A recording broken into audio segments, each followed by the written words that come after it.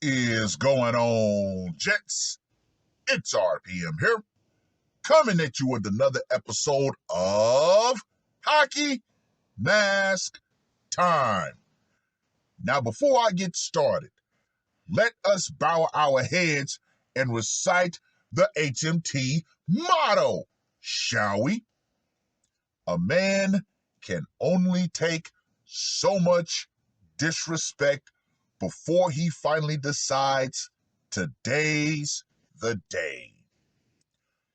Gentlemen, the Sunday sermon of slaughter is officially on.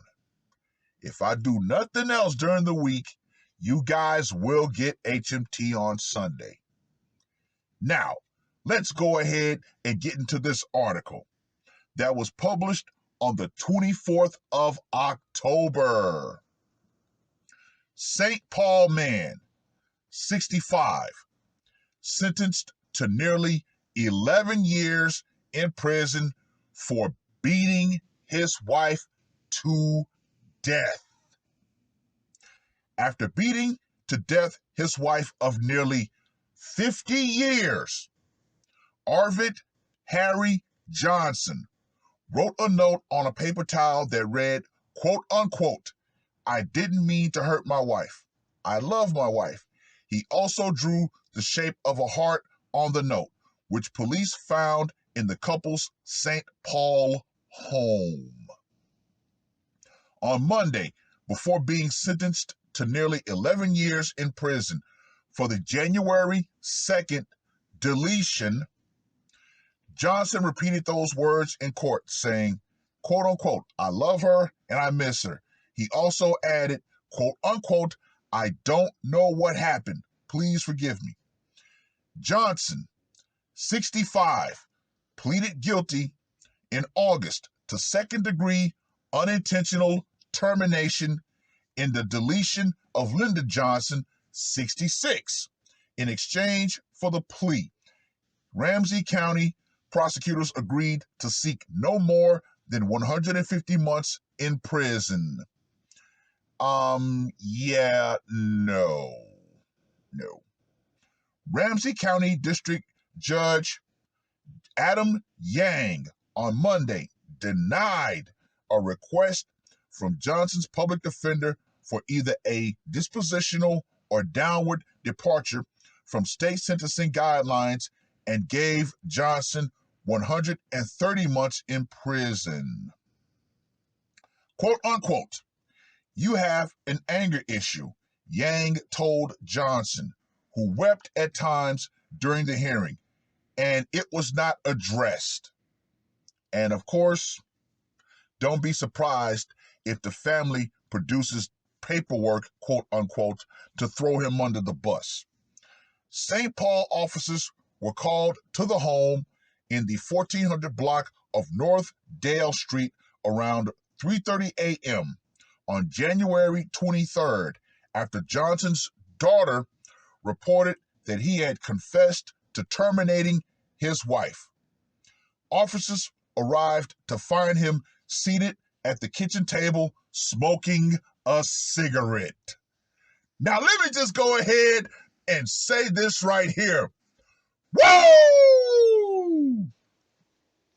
Linda Johnson was found deceased in a bedroom.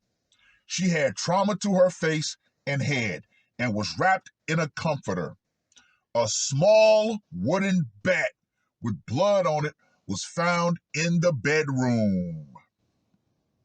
In an interview with investigators, Johnson said he was his wife's caregiver and quote unquote added, "It's never good enough," according to the complaint. I'm going to give you a little inside information when it comes to elderly care that I got from the meat sack. He admitted to beating her and hitting her with the bat the previous night following an argument. Quote unquote, "Something went off," Johnson told police. "I slammed her. I just couldn't stop." He told police he tried to unalive himself but he couldn't go through with it. The judge had Johnson give credit for 275 days he's already served in custody. Well. Anyway, let's get to that scorecard, shall we? For location, went down in the home. 10. Method of execution, the bashing bat. Another 10. Psychological impact.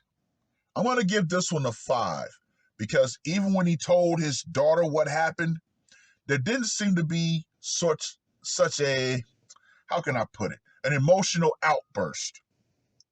And for the brutality factor, you know I'm going with a 10 on this one. So Arvid the Annihilator gets a score of 35. Now, let me circle back to the part of him being her primary caregiver and something that the meat sack said about her working in elderly care. A lot of elderly people are not as nice as you would be led to believe. They are not. Now, there was a particular woman that the meat sack was caring for that eventually, through her own entitlement and the fact that she constantly argued and, treated the meat sack like shit, one day the meat sack actually came back home from a long shift and was like, honestly, I hope that bitch dies. Yeah, as a caregiver, you will eventually come to that point, especially if the person that you're caring for is argumentative, is entitled, and constantly demeaning you. So, with that, I can give the guy a little bit of empathy for his plight, especially him being a male caregiver. Oh, no one is going to actually give a rat's ass about him. And if you look in the comment section is always golden. Oh, he should have did this. He should have did blah, blah, blah, blah, blah.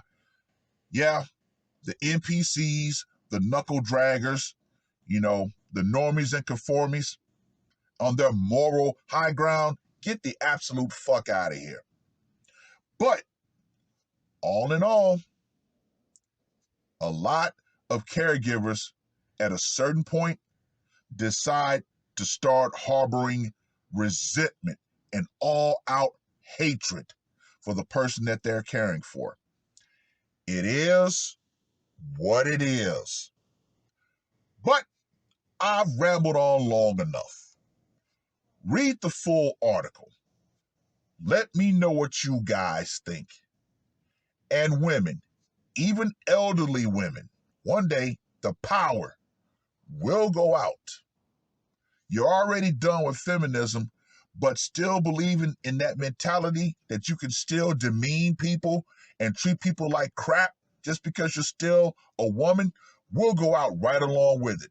And trust and believe, there are more and more caregivers who honestly, secretly wish for you to go ahead and kick the bucket.